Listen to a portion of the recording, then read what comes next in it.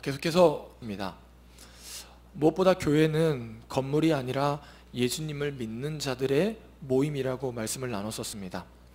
그래서 초대교회의 모습들을 살펴보면서 초대교회의 모습들은 어떠한 모습이었는지 살펴보고 또 우리 교회 안에도 그러한 모습들이 나타났으면 좋겠다, 또 그것을 놓고 기도했습니다. 그래서 3주 정도 우리가 오늘 읽은 빌립보서, 이 빌립보서에 나온 빌립보 교회에 대해서 말씀을 나눴습니다. 잠깐 오늘 말씀을 나누기 전에 빌립보 교회에 대해서 정리하자면, 먼저 빌립보서는 바울이 감옥에서 쓴 옥중 서신입니다. 바울 선교 2차 여행 때 세워진 교회가 바로 오늘 우리가 읽은 빌립보서, 그리고 빌립보서의 편지를 보낸 빌립보 교회입니다. 빌립보 교회는 바울이 선교하는 첫날부터 지금까지 물심양면으로 도와준 교회였습니다. 바울이 주님의 복음을 전하는데 물질뿐만 아니라 마음으로 또 기도로 이렇게 후원하고 도와줬던 교회가 바로 빌립보 교회이죠. 그래서 바울은 빌립보 교회만 생각하면 하나님께 감사하게 된다고 이야기를 하고 있습니다. 내가 빌립보 너희들 교인들만 생각하면, 너희들만 생각하면 내가 하나님께 감사하게 된다라고 이야기하죠. 더욱이 당시 빌립보 지역은 조금 시대적 배경을 살펴보면 로마의 식민지를 받고 있었습니다. 그러나 로마가 점령하고 군사적 요충지로 사용하면서 그 지역의 군인, 제대한 군인들을 주둔하게 했죠. 그래서 그러면서 동시에 거기 빌립보 지역에 있는 사람들에게 로마의 힘인 원동력인 시민권을 주었습니다. 그 나라를 그 빌립보 지역을 점령했지만 거기에 있는 사람들을 노예로 사용하는 것이 아니라 그 사람들에게 로마의 시민권을 주었던 것이죠. 당시 로마의 시민권은 굉장히 권력의 상징이었습니다. 그 시민권을 가진 자는 자부심과 긍지가 대단했죠. 그래서 많은 사람들이 이 로마의 시민권을 갖고 그 특권을 누리기 위해서 그 로마 시민권을 돈으로 사려고 노력한 사람도 많았습니다. 그리고 바울은 그러한 로마 시민권을 가진 빌립보 교인들에게 그 시민권을 이용하여서 예수 그리스도의 복음을 전파합니다. 우리는 하늘의 시민권을 가진 자들이다.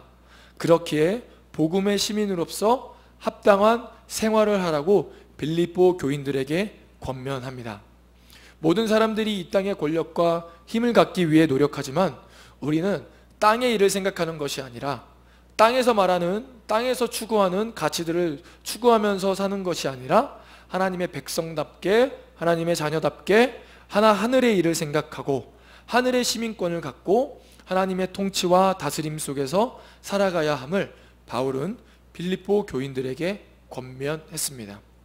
그래서 오늘 여지껏 이렇게 말씀을 나눴는데요, 그래서 오늘도 계속해서 빌립보 말씀을 나누려고 합니다. 근데 이 빌립보서를 많은 사람들은 기쁨의 서신이라고 이야기합니다. 왜냐하면 빌립보서에는 다른 서신과는 다르게 기쁨이라는 단어가 굉장히 많이 나오기 때문이죠.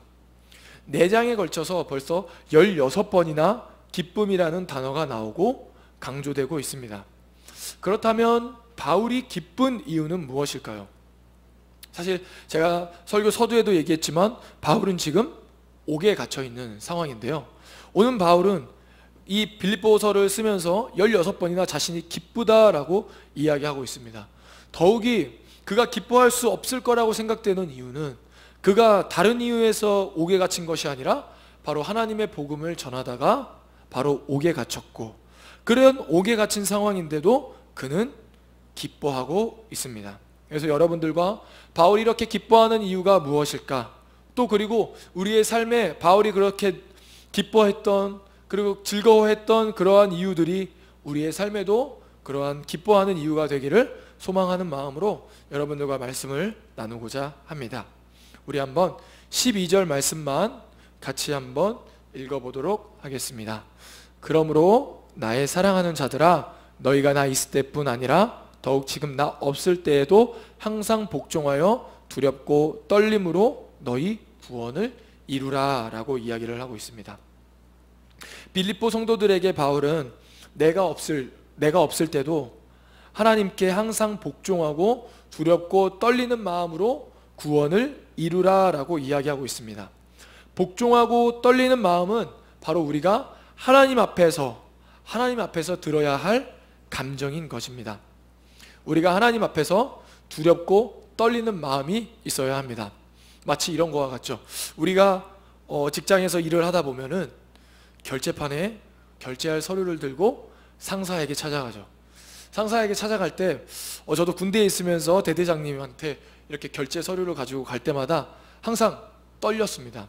왜냐하면 틀린 것들을 지적할까봐, 또 놓친 것은 없는지, 그러면서 두렵고 떨리는 마음으로 이렇게 보고를 하려고 들어갔던 적이 있는데요. 물론 여러분들도 직장 생활을 하다 보니 당연히 그런 마음으로 상사에게 결제판을 들고 가시겠죠. 그런 것처럼요, 우리를 만드시고 우리를 지으시고 세상을 주관하시는 하나님 앞에 우리가 아무렇지 않게 나아간다면 조금은 우리의 마음을 점검해 봐야겠죠. 우리가 하나님 앞에 나아갈 때는 어떠한 마음으로 나아가야 하냐면 두렵고 떨리는 마음으로 나아가야 합니다. 그러면서 바울은 구원을 이루라 라고 이야기를 하고 있습니다. 여기서 이루라 라는 단어는 구원을 시작한다, 구원이 이루어진다 라는 의미가 아닙니다. 바로 이미 구원을 받았고 그 행해지는 일들을 계속해서 완성해 가라는 것입니다. 예수님이 십자가에서 우리의 죄를 위에 달리시고 우리의 죄를 담당하심으로 말미암아 우리는 벌써 구원을 받았습니다. 그런데 거기서 끝나는 것이 아니라, 우리는 구원을 받았으니까 그것으로 끝나는 것이 아니라 우리는 계속해서 하나님께서 주신 그 선물, 그 구원을 계속해서 완성해 가고 지켜 나가야 하는 것이죠. 우리가 예수 그리스도를 믿음으로 말미암아 구원을 받았다면 이제 그 구원을 완성하기 위해서 우리의 삶에서 하나님의 백성답게, 하나님의 자녀답게 살아가야 한다고 또 바울은 빌립보 교인들에게 그렇게 구원을 이루라고 이야기하고 있습니다. 그 구원을 어떻게 지켜가는지 그 다음 절에 나와 있는데요, 우리 한번 13절도 같이 한번 읽어보겠습니다. 너희 안에서 행하시는 이는 하나님이시니 자기의 기쁘신 뜻을 위하여 너희에게 소원을 두고 행하게 하시나니. 아멘. 우리가 구원을 이루어 나아가는데 우리 안에서 행하시는 이는 바로 하나님이시다라고 이야기하고 있습니다. 그래서 하나님은 자신의 기쁘신 뜻을 우리에게 소원을 주시고 우리가 그 소원을 행함으로 말미암아 하나님의 기쁘신 뜻이 이루어진다라고 이야기를 하고 있습니다. 요즘에는 청년들이 항상, 또 옛날에 유행했지만 지금은 누구나 다 갖고 있는 것이 바로 버킷리스트라는 것이죠. 여러분들은 어떤 버킷리스트가 있으신가요? 좀 찾아보니까요, 어떤 분은 여행을 가보겠다, 어떤 분은 어디 맛집을 가보겠다, 또 버킷리스트에도 빠지지 않는 것이 있는데 바로 한 달 만에 4kg를 감량해 보겠다, 이런 식으로 이렇게 다양한 버킷리스트가 있습니다. 버킷리스트라는 말은 2007년에 개봉한 버킷리스트라는 영화를 통해서 많이 알려졌는데요, 이 버킷리스트라는 영화는요, 암에 걸려서 6개월 시한부 선고를 받은 두 노인이 병원 중환자실에서 만나 각자의 소망을, 리스트를 정하고 그것들 실행에 옮기면서 그 영화를 통해서 많은 사람들에게 버킷리스트, 죽기 전에 내가 해봐야 할 일들을 적어보고 또 그것들을 하나씩 해나가는 것들을 볼 수가 있습니다. 이와 같이요, 사람들에게 버킷리스트가 있던 것처럼 자신이 소원을 두고 내가 해보고 싶은 일들이 있다고 이야기하는 것처럼 우리 안에서 믿는 자들에게는요, 하나님 안에서 믿는 자들 안에서 하나님께서 하나님이 기쁘신 일을 우리가 행할 수 있도록 우리에게 소원을 두고 행하신다라고 이야기를 하고 있습니다. 어떻게 보면은 우리가 예수 그리스도를 믿으면서 좀 변화되는 것이 있다면 우리의 버킷리스트가 어쩌면 내가 하고 싶은 일들, 남들이 해봐서 나도 부러워, 나도 저거 해보고 싶어 하는 것들이 버킷리스트가 세상 사람들이 그렇게 버킷리스트가 된다면, 우리가 예수 그리스도를 믿고 나서 조금 변화되는 것은 무엇이냐면 우리의 버킷리스트 안에 하나님이 기뻐하시는 일들이 뜻들이 하나씩 하나씩 추가가 될 수 있다라는 것입니다. 이렇게 하나님께서 하나님이 기쁘신 뜻을 믿는 자들에게 소원을 두고 행하신다라고 이야기를 하는데, 그렇게 일을 행할 때 하나님께서는 뭐라고 말씀하시냐면 원망과 시비가 없이 하라고 말씀하십니다.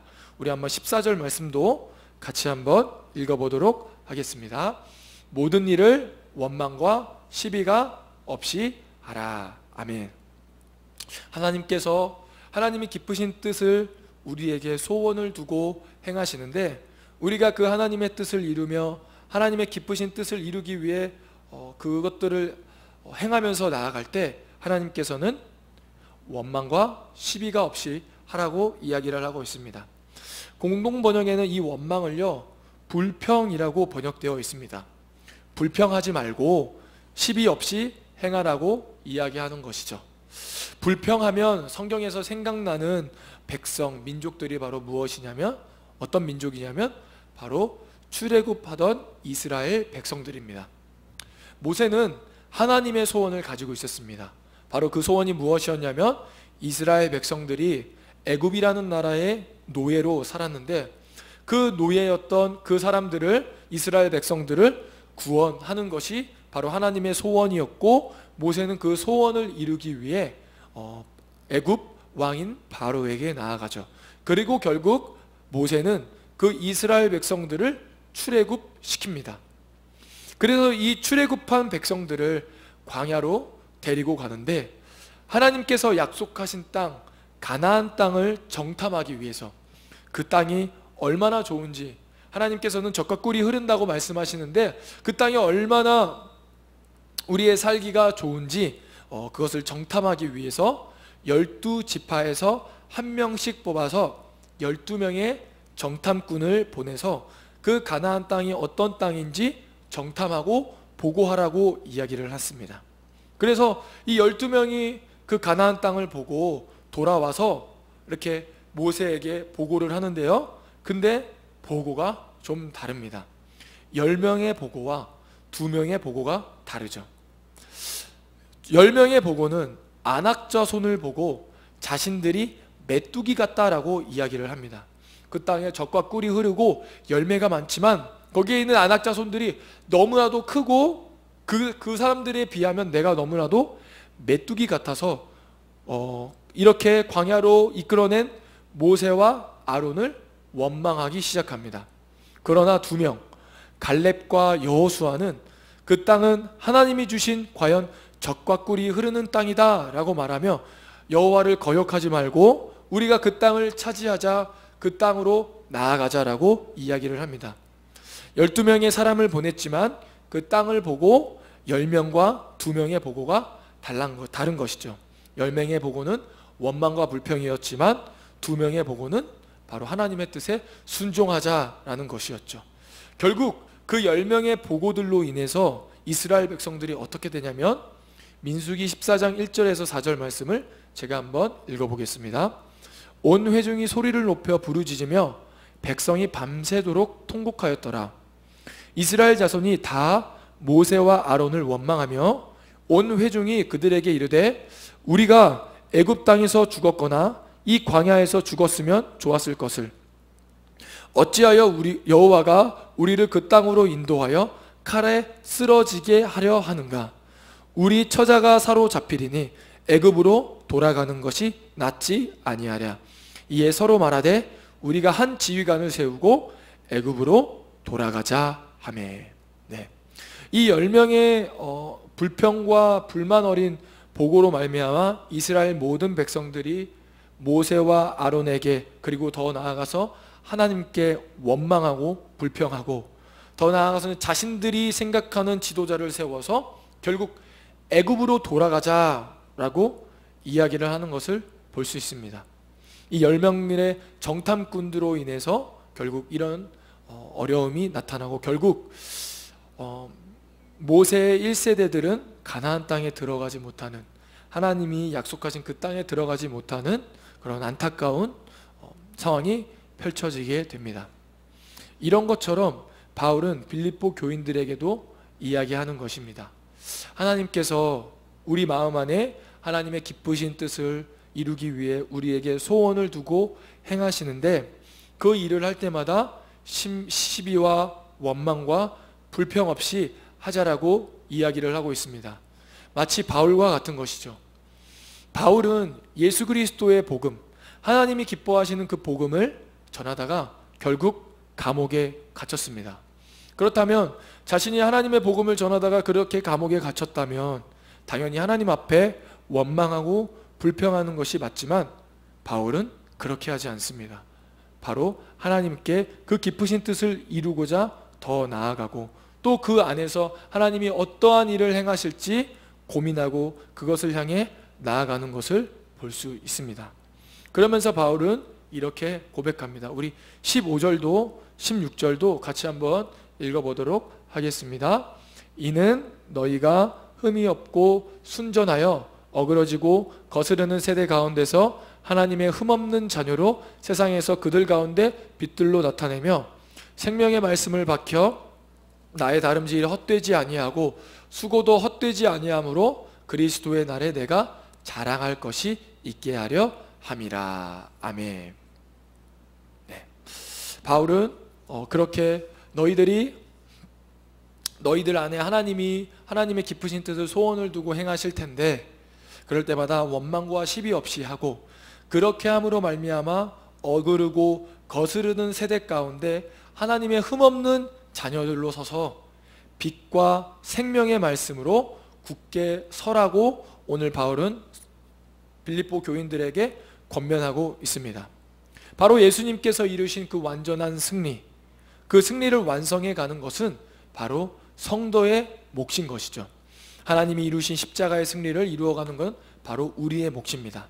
그 몫은 어떻게 우리가 완성해 갈 수 있습니까? 바로 그 하나님이 기뻐하시는 그 뜻을 우리 마음에 하나님께서 소원을 두고 행하시고, 우리가 그것을 향해 원망과 시비가 아니라 바로 하나님을 바라보며 그 하나님의 뜻을 이루기 위해 나아가고, 또 그렇게 함으로 말미암아 많은 주님을 믿지 않는 백성들이 그것을 보면서 참 저 사람은 믿는 사람이구나, 정말 하나님의 자녀, 하나님의 백성답다라는 그러한 말을 들으면서 그렇게 악한 세상 속에서 하나님의 흠없는 자녀로 생명의 말씀에 굳게 지키며 살아가라고 바울은 권면하고 있습니다.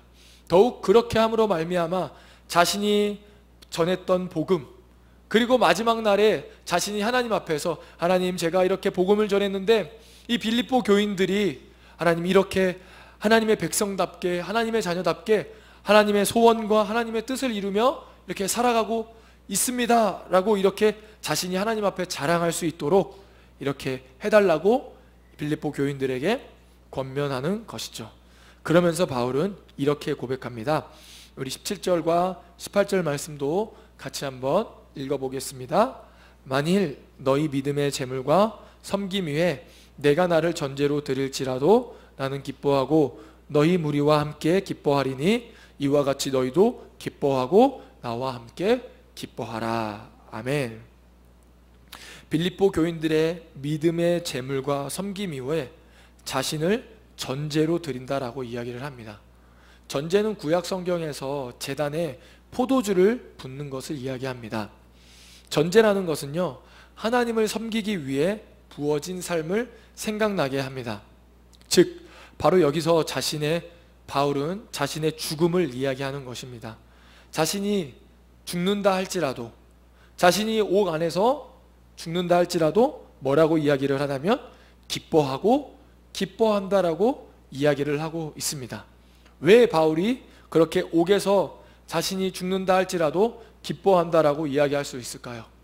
죽음과 기쁨은 어떻게 보면 어울리지 않고 굉장히 반대되는 말 같은데, 어떻게 죽음과 기쁨이 함께 있을 수 있을까요? 그것은 바로 무엇이냐면요, 바울의 기쁨은 다른 것 자신의 기쁨이 아니라 바로 하나님의 기쁘신 뜻을 이루어 나아가는 것이 바로 바울이 기쁨이었기 때문에, 바울은 자신이 죽는다 할지라도, 만약 자신이 죽는다 할지라도 그 복음이 전파가 된다면 곧 그것은 나의 기쁘고 또 기뻐할 일이고, 그리고 더 나아가서 빌립보 교인들도 기뻐하고 우리 모두가 기뻐해야 할 일이라고 이야기하고 있습니다. 하나님의 기쁘신 뜻을 이루고 하나님이 나에게 주신 그 소원을 이루면서 나아갈 때 내가 힘들고 어렵고 아프다 할지라도 하나님의 그 기쁘신 뜻이 이루어진다면 바울은 자신이 기뻐할 수 있다라고 이야기하는 것이죠. 심지어는 자신이 복음을 위해 죽는다 할지라도, 죽음에 처한다 할지라도 그것 또한 주님의 복음이 전파되기 때문에 기쁨이라고 이야기하고 있습니다. 오늘 말씀을 통해서 예수님께서, 하나님께서 우리에게 던지는 말씀은 바로 무엇일까요? 우리 안에 부딪힘이 있는 말씀은 무엇일까요? 우리의 삶의 소원과 기쁨의 이유가 달라진다라는 것입니다. 예수 그리스도를 믿고 그 믿음으로 살아간다라는 것은요, 나의 행복, 나의 즐거움을 위해서 살아가는 것이 아니라 하나님께서 나에게 소원을 주시는 그 하나님의 기쁘신 뜻을 향해 살아간다라는 것이죠.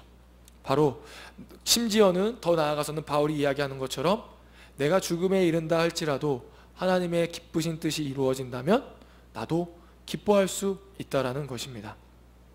바라옵기는 우리가 같이 신앙생활하고 주님께 예배를 드리면서 나아갈 때 우리의 소원과 기쁨이 단순히 세상에서 말하는 소원과 기쁨, 그것을 뛰어넘어 그 뒤에 있는 그것을, 모든 것을 다스리시는 하나님의 기쁘신 뜻과 계획을 깨닫고 그것이 우리의 소원과 그 기쁨이 되기를 소망합니다. 그렇게 우리가 하나님의 기쁨을 위해 살아가는 저와 여러분들이 되기를 소망합니다.